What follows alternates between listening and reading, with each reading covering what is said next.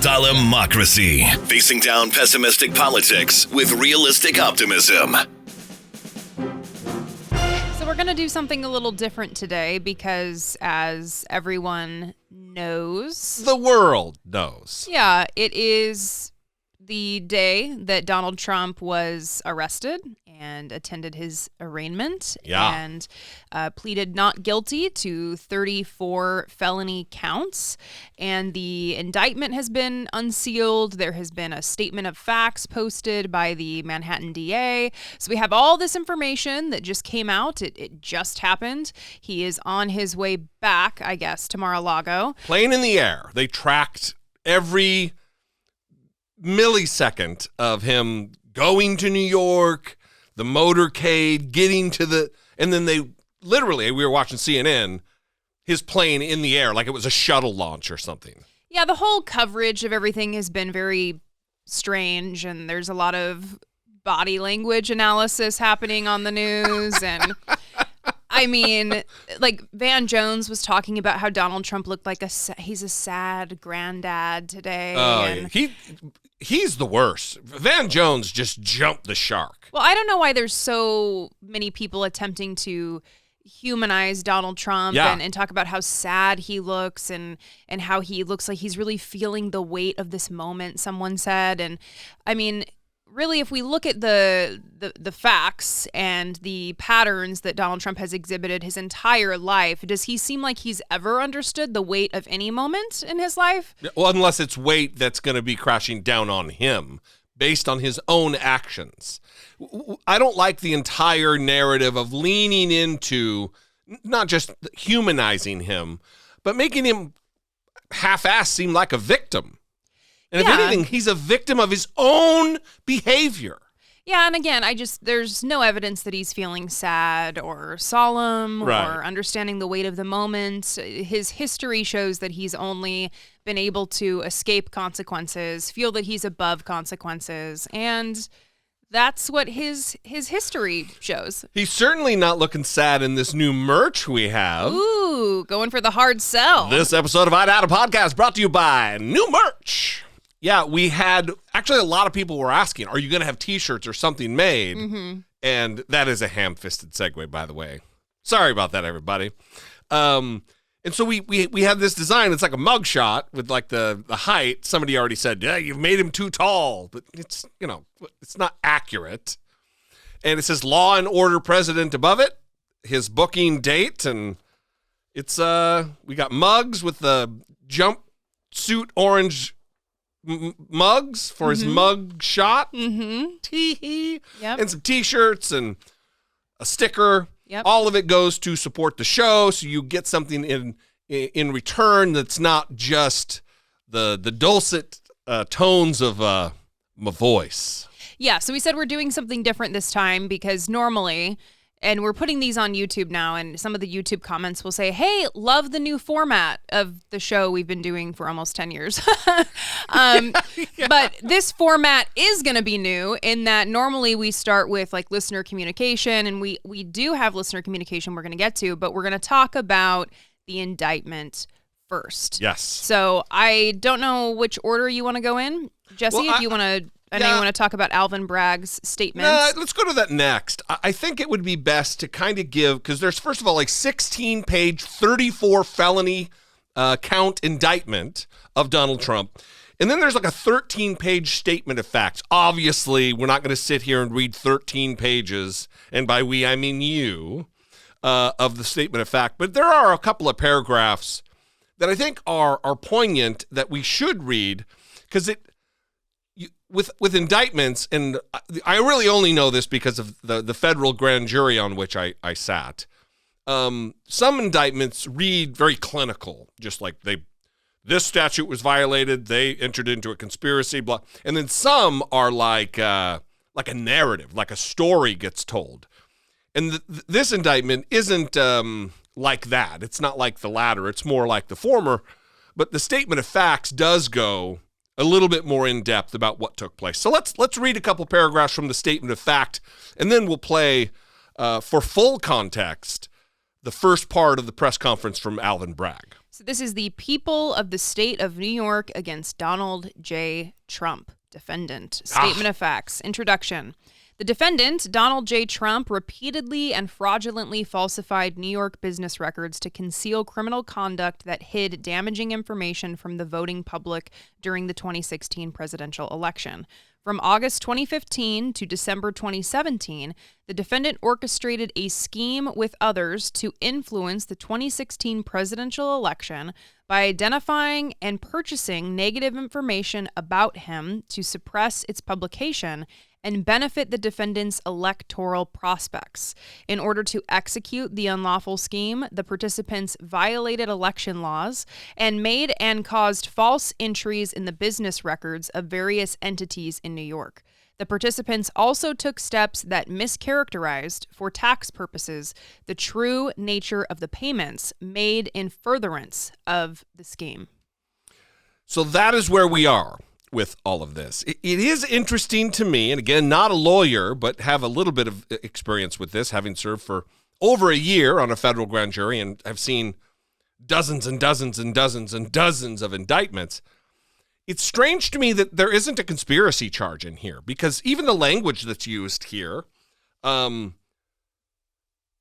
from August 2015 to December 17, the defendant orchestrated a crime with others to influence the 2016 presidential election. That's the definition of a conspiracy.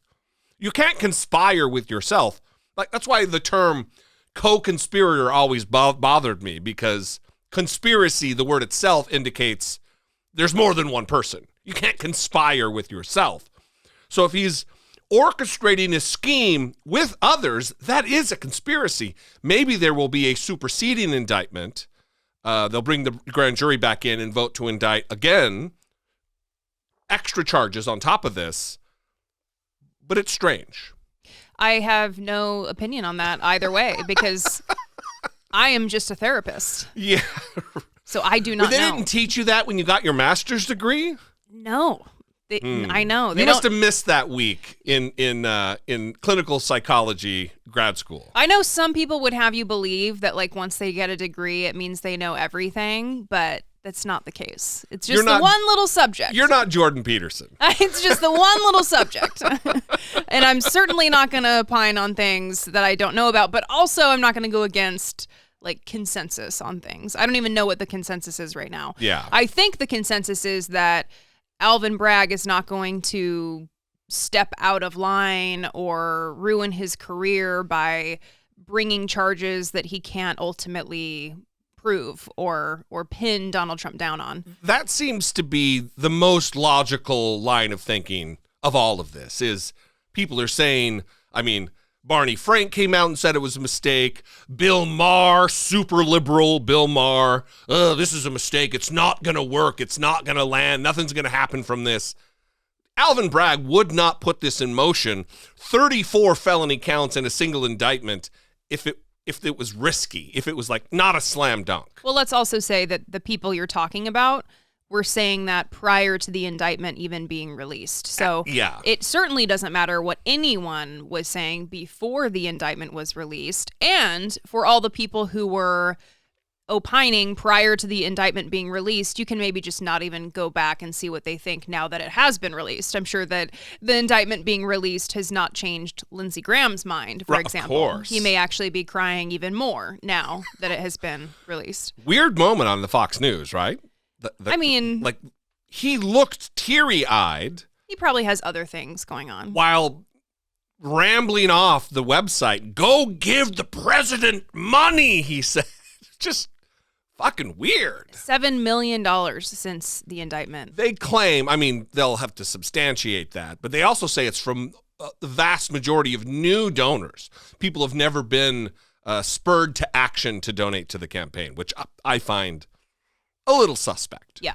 But let's get to this. This is a little longer of a clip than we normally play, but I want to give you the full context and flavor of really what is happening here from the horse's mouth.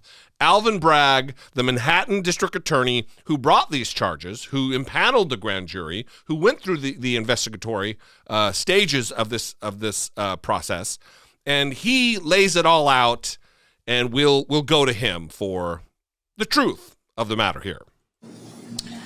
Earlier this afternoon, Donald Trump was arraigned on a New York Supreme Court indictment returned by a Manhattan grand jury on 34 felony counts of falsifying business records in the first degree.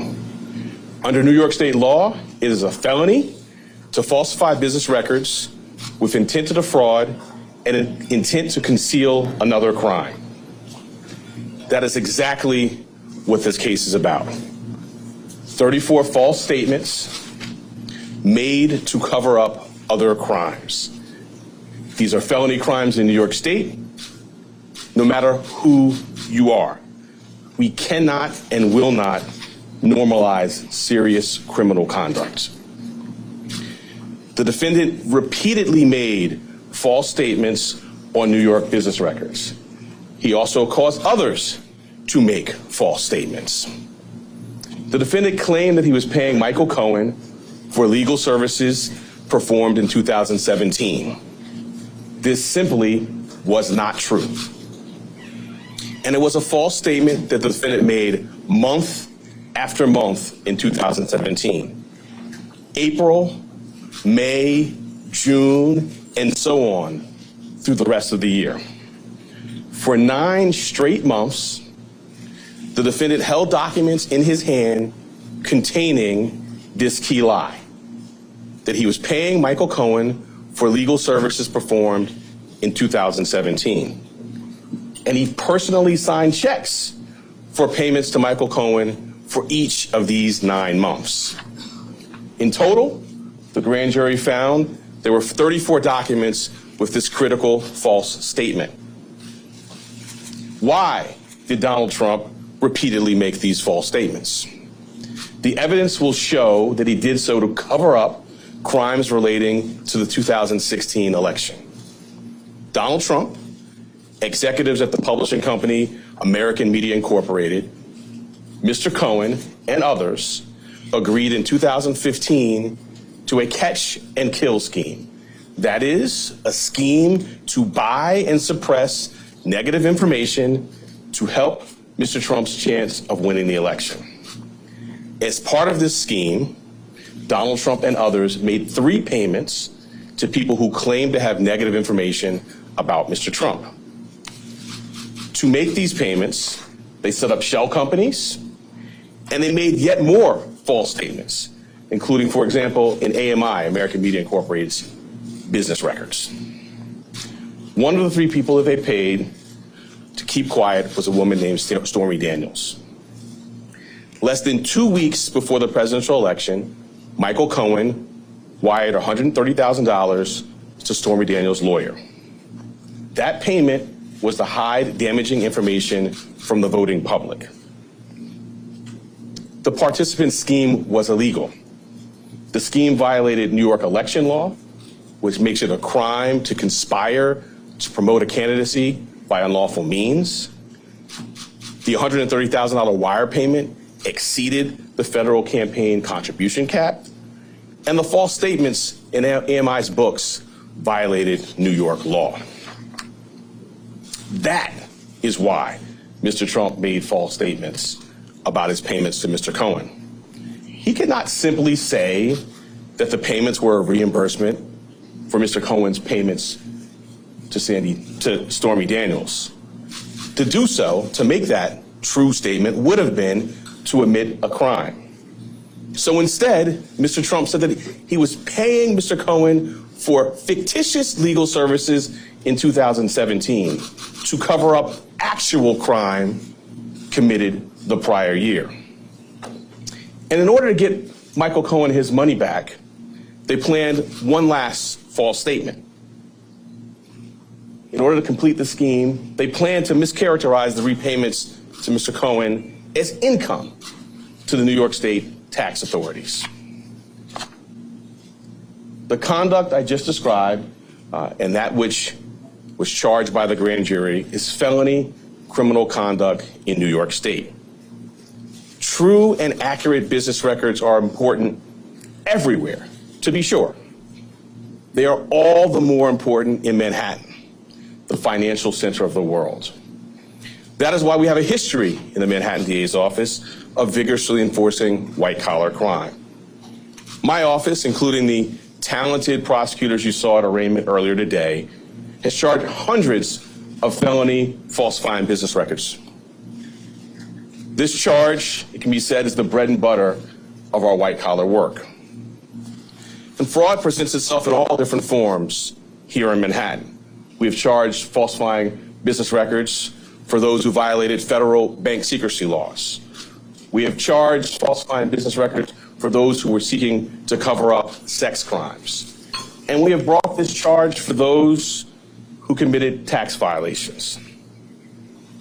At its core, this case today is one with allegations like so many of our white-collar cases. Allegations that someone lied again and again to protect their interests and evade the laws to which we are all held accountable. As this office has done time and time again, we today uphold our solemn responsibility to ensure that everyone stands equal before the law. No amount of money and no amount of power changes that enduring American principle. I'll now take questions. It's pretty remarkable to hear him kind of preempting the criticism and trying to get out in front of it by explaining like why someone needs to be held accountable for breaking the law. Yeah. Because Republicans are, before the indictment even came out, before any of this happened today, they were attacking him. Right. And he's having to explain like, hey, when people break the law, they need to be held accountable. Yeah. Regardless of who they are, regardless of how much power they have, they need to be held accountable. And something else that stood out to me was there was some speculation about what exactly would be in the indictment. Would it extend beyond the hush money payments? And no, it is only the hush money payments, specifically on 3 payments. Going back to the thing I was talking about, there's a couple things I wrote down here. Well, one, about this, the going back to your point before I go back to my point, is about the hush money payments. It's not just Stormy Daniels. The 3 people they're talking about here are Susan McDougal, which people... Karen McDougal. Susan McDougal. Oh, that's the Whitewater with the Clintons is Susan McDougal. She was another hush. She was like a penthouse or Playboy centerfold model who... he had an affair with, like an extended period of time affair where he was like telling her he was going to leave his wife and shit. They paid her off to keep her quiet.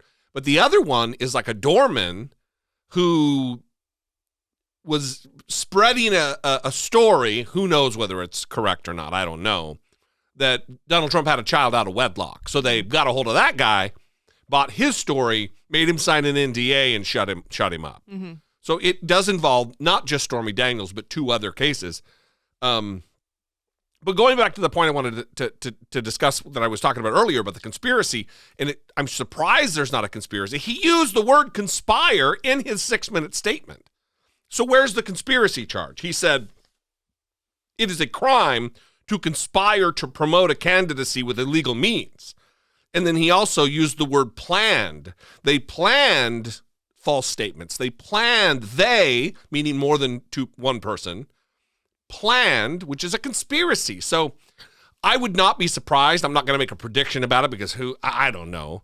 But I would not be surprised if there's a superseding indictment and a conspiracy charge is added on to this already long list, which I'm reading is likely to just bring him probation because it's 34 of the lowest level felony, but still felony. You're going to hear Republicans, oh, this is the lowest level felony. You're already hearing Republicans say just bananas things about these charges. Marjorie Taylor Greene, for one, is saying that, yeah, lots of people are arrested. It's not a big deal. Donald Trump is just being included in a long line of noble people who've been arrested, like Nelson Mandela and Jesus himself. Literally, that's what she said. So it's not making any more sense than you would expect from Republicans, for sure. Yeah, well, and we actually have a news package illustrating how Republicans have responded to this. Now, keep in mind, this was before the indictment was unsealed. Former Vice President Mike Pence, who has been critical of Mr. Trump's role in the January 6th insurrection, said these charges go too far. The unprecedented indictment of a former president of the United States for a campaign finance issue is an outrage. And I think it's clear to the overwhelming majority of the American people that this is nothing short of a political prosecution. Florida Governor Ron DeSantis called the indictment un-American. And former Arkansas Governor Asa Hutchinson, who previously said Mr. Trump should drop out of the 2024 race if he was indicted, called the news a dark day for America, adding that while Mr. Trump is presumed innocent, the grand jury found credible facts to support the charges. For his part, Donald Trump spent last night on the phone, shoring up support among Republican allies in Congress. This is legal voodoo. You got a misdemeanor that's been made a felony. Nobody in the history of New York City has ever been prosecuted under this theory except for Donald J. Trump. House Speaker Kevin McCarthy accused the Manhattan DA of weaponizing our sacred system of justice and said House Republicans would investigate Alvin Bragg's actions. As for reaction from the White House, I have no comment on that. President Biden choosing not to weigh in as he spoke to reporters this morning. The current president opting to stay out of an active criminal matter while focusing on his own agenda. I decided that really my loyalty can no longer be to a man who doesn't deserve it. But the key witness, Michael Cohen, who spent hours testifying to the grand jury in recent weeks and previously pleaded guilty to federal charges connected to the hush money payments, said Mr. Trump is finally being held accountable. He's seething right now. He is beyond angry. He doesn't understand accountability. And right now, Alvin Bragg has finally put that into his lap. A couple of things here. One, again, Mike Pence and all of these people having zero understanding or knowledge of what was in the indictment that we now know, days after they made these statements, they're saying, oh, it's just campaign finance. Well, it's not just campaign finance. It's falsification of business records. It's for some reason not conspiracy, but they explain it as conspiracy. So it's not that. The other very weird thing, just bizarre, is that people who are running against Donald Trump for the nomination, for the Republican nomination to be president of the United States, are going to bat for him. They're not utilizing this moment. It tells you what kind of a weird hold, a hypnotic hold over the base that Donald Trump has, that all these other candidates are very afraid of pissing the base off by crossing Donald Trump. In any other race of any other time, they would be like, yeah, he can't be the president. It's got to be me. He's a loser. He's a criminal, whatever. He's a liability at the very least. And they're not doing that. Yeah, I think Asa Hutchinson is the candidate that has come the closest to doing that. He's the governor of Arkansas. Former governor, yeah. Used to be a senator for Arkansas. Oh, right. Sarah Huckabee Sanders is the current governor. Yeah. So he actually announced that he's running for president. We're going to get to that in a little bit. But he is the one who's being the most critical on this issue. Even Mitt Romney came out today. And this is post unsealing of the indictment. And he said, Trump's character and conduct make him unfit for office. Even so, I believe the New York prosecutor has stretched to reach felony criminal charges in order to fit a political agenda. Now, Mitt Romney is known for criticizing Donald Trump, being one in the Republican Party who can go against Donald Trump. And still, we have him saying that this is a stretch. He's still a party guy.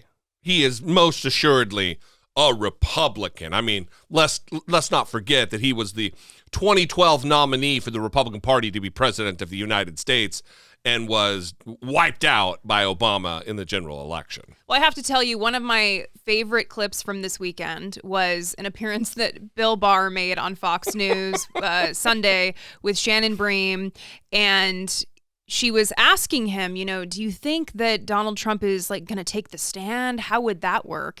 And Bill Barr gave a response that is so remarkable when you think about how Donald Trump is an adult man running for president. I'll ask you what I asked Jim Trusty as well. If the president was your client, would you put him on the stand? Because I got to imagine in any of these cases, if it gets to trial, he's going to want to defend himself. Yeah, well, I mean, I'm not his lawyer. Generally, I think it's a bad idea to go on the stand, and I think it's particularly a bad idea for Trump because he lacks all self-control, and it'd be very difficult to prepare him and keep him testifying in a prudent fashion. Okay, let me ask you about this back and forth. Love to have presidents that are described as having no self-control. That's Right. great. That's a good thing. And still, Bill Barr, who is critical of Donald Trump, is defending Donald Trump in this case. Another one who knows very well how the indictment process works, knows very well how the grand jury system works. He's commenting on the case before he has any idea what's in what was, until just minutes ago, a sealed indictment. No one knew except for the grand jurors and the prosecutors. Yeah. Come on.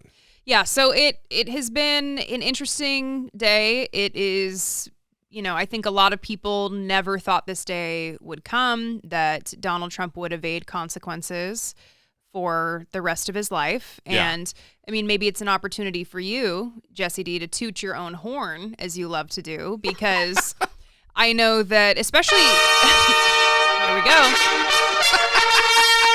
Especially, I have to let you hear it. Giving you credit.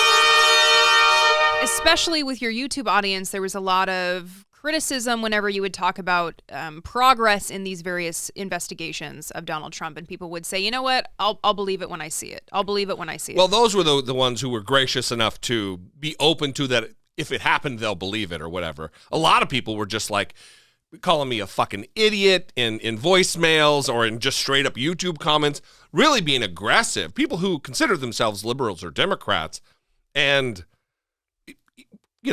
I was never that cynical about it, but my position did start to shift based on new information, like everyone's should.